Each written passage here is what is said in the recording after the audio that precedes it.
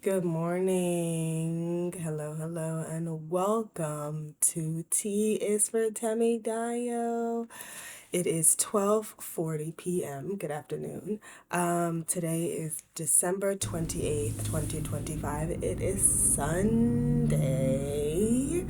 Today is day 28 of 365 days of tea for me. Let's get started. Oh, two things. First things first, I'm gonna pull this over to expose my shoulders and put these gloves on. Definitely experimented yesterday was having the gloves off, and it was very confusing because I didn't know what to do with my hands. And we're doing two pumps. Today is the second day that I've officially been doing two pumps. Rubbing this on our shoulders to get maximum absorption. And I will wait at least 8 hours before I take another shower.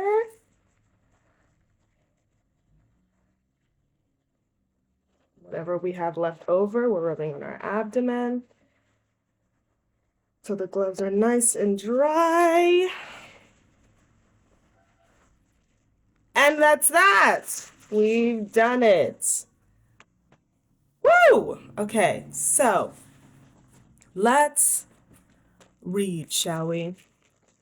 Where we last left off, we had made our way through the top of section 1, indications and usage, right around here.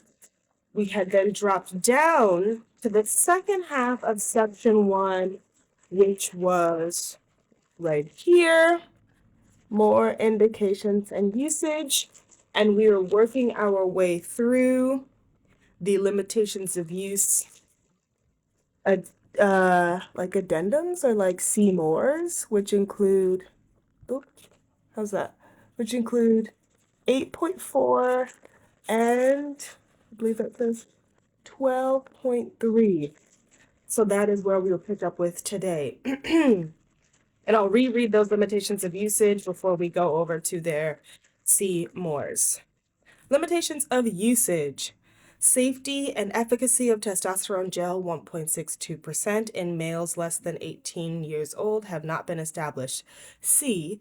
Use in specific populations 8.4. And topical testosterone products may have different doses, strengths, or application instructions that may result in different systemic exposure. See indications and usage 1, we saw that last time, and clinical pharmacology 12.3. So that is where we are headed today.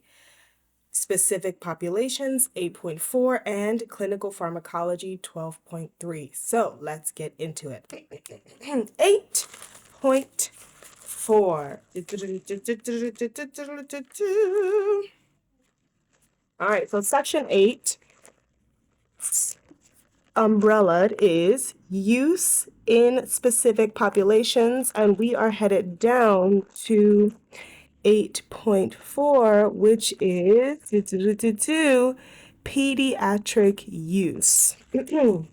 This section is short and it reads 8.4 Pediatric use. The safety and effectiveness of testosterone gel 1.62% in pediatric patients less than 18 years old has not been established. Improper use may result in acceleration of bone age and premature closure of epiphyses. All right, so I needn't really worry about this one because by this definition, I am AFAB. And 2, I am older than the age of 18 years old. So I think we're good to go here. Let's move on. I do wonder what epiphysis means. Let's see if we can look that up really quickly. It shouldn't take too long. Good afternoon. Okay, great. Let's see. Epiphysis means Epiphyses. Epiphyses. An epiphysis, which is the singular version, is one of the rounded ends or tip of a long bone that ossify from one or more secondary centers of ossification. Between the epiphysis and diaphysis lies the metaphysis, including the epiphyseal plate. During the formation of the second ossification center, vascular canal stemming from the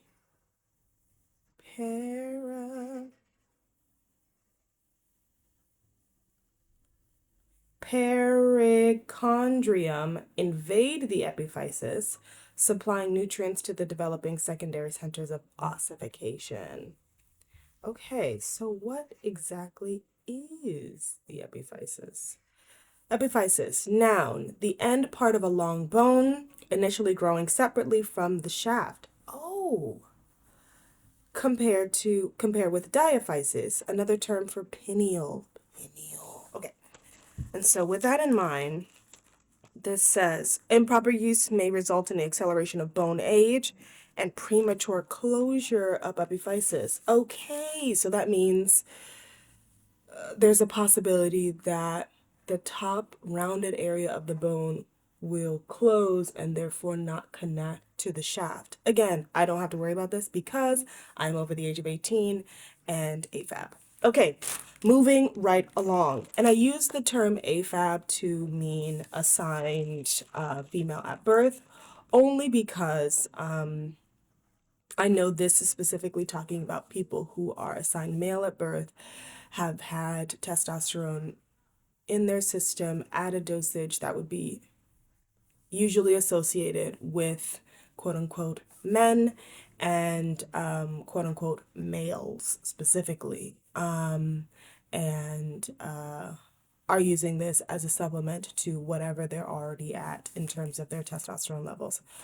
I recognize my testosterone levels are slightly lower than the average male because I was not producing them at the same level, hence where we get this term, assigned female at birth to differentiate the two. However, gender is a social construct, and we can get more into that later. Moving on to the second portion of section 1, which is limitations of use, which took us to clinical pharmacology 12.3. Now, clinical pharmacology starts right here. Clinical pharmacology, section 12. Let's find section 12.3. Ooh. All right. 12.3, pharmacokinetics. Woo! Baby, we are learning words. Pharmacokinetics 12.3. Absorption. Testosterone gel 1.62 delivers physiological amounts of testosterone, producing circulating testosterone concentrations that approximate normal levels, 300 to 1000 ng/d, capital L, seen in healthy men. Testosterone gel 1.62% provides continuous transdermal delivery of testosterone for 24 hours following once daily application to clean, dry, intact skin of the shoulders and upper arms. Average serum testosterone concentrations over 24 hours, see average, observed with when testosterone gel 1.62% was applied to the upper arm shoulders were comparable to average serum testosterone concentrations when testosterone gel 1.62% was applied using a rotation method utilizing the abdomen and the upper arms/shoulders. The rotation of abdominal and upper arms/shoulders was a method used in pivotal clinical trials. See Clinical Studies 14.1. All right, now quickly before we hit our 10-minute mark, we're going to quickly go over to, we will not quickly go over to it because it is huge. Okay, so we read as much as we're going to read today. My shoulders are dry, so I'm going to put this back on. As a reminder, we will continue to read through this entire instructions manual until we have read it cover to cover. Today, we looked over the limitations of use that were in section 1 that took us to clinical pharmacology in 12.3, and it took us to, let me see if I can find it here on this lovely chart. It also took us to use in specific populations, 8.4. which let us know, one, if you're under the age of 18, just make sure you're consulting with a physician to make sure your bones are going to be developing the way that they need to. And if you are using the gel, it is really helpful to be using it on your shoulders, so that if you need to have it supplementary anywhere on your abdomen, which is exactly what I'm doing now. And I'm doing the full dosage, 2 pumps. Woo! Thank you so much for watching. If you made it to the end of this video, thank you so, so much. I will see you tomorrow for another T is for Temidayo. Have a good day. Bye.